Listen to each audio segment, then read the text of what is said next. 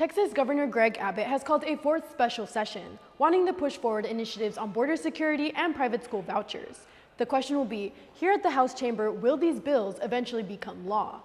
As we learned today, it's about breathing life into the industry, one that the Texas Department of Health and Human Services says is short about 30,000 nurses. School districts across the state are canceling classes next month for the total solar eclipse.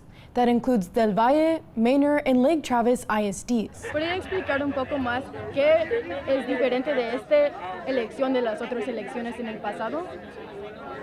Yo pienso son las elecciones más importantes de nuestras vidas. For the first time since 2019, Central Texans gather at the Austin Veterans Day Parade, honoring those that risked their lives to serve their country.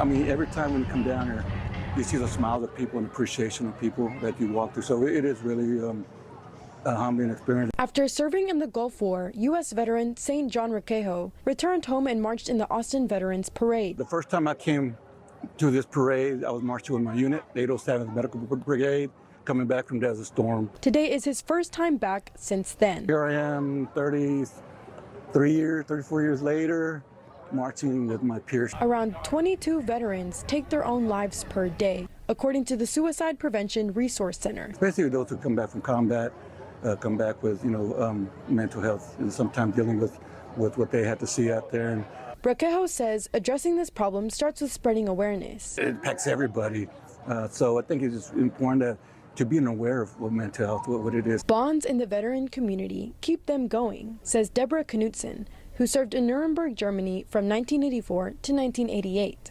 I think they're very strong veterans, and I think it has a lot to do with the Texas pride. She says veteran solidarity was on full display. There's been a decline in patriotism, and I'm very proud of the people that attended today. Requejo says their passion to serve never dies. To represent our country. So it is emotional. It is a little emotional, but got to keep it together, right?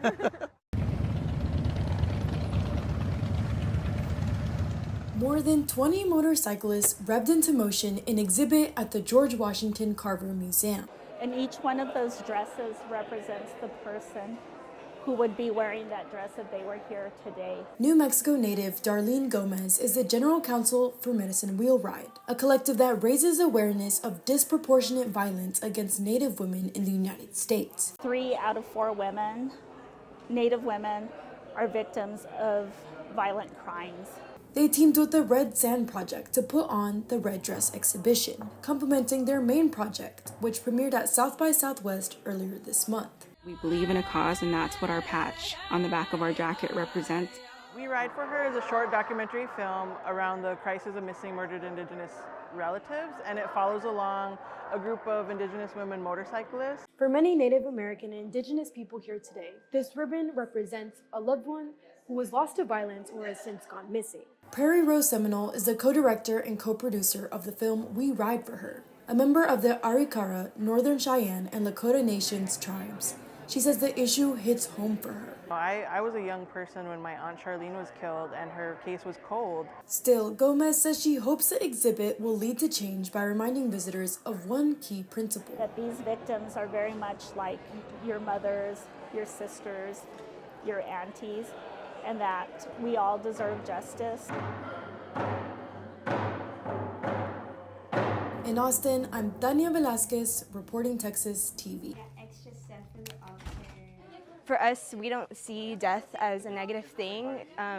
It's a beautiful thing. It's part of the natural world. Kennedy Cortez, quien es de ascendencia nahua, lideró un evento de Día de los Muertos en la Universidad de Texas, que celebra la cultura indígena. A lot of people know November 1st and 2nd as Día de los Muertos. And for Huasteca Nahua people, it's actually called Micalhui.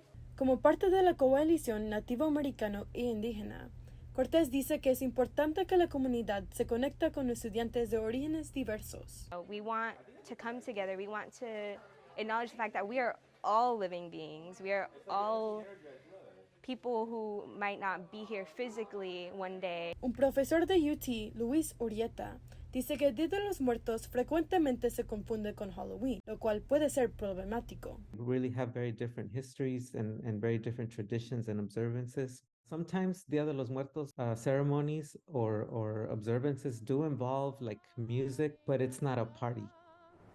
Él dice que la comercialización de Día de los Muertos en los últimos años ha hecho que el día pierda mucho de su significado. It is a sacred ceremony, and if it's not acknowledged, then the sacredness of it is taken away. Urieta dice que las celebraciones varían según la comunidad indígena, pero la mayoría comparten algunas prácticas comunes que representan 4 elementos. There's copal or incense that represents fire. There's usually a cup or a pot with water. There's something that represents the wind, like papel picado, and then the earth. Cortés dice que estas prácticas honran a la gente que siguen viviendo espiritualmente.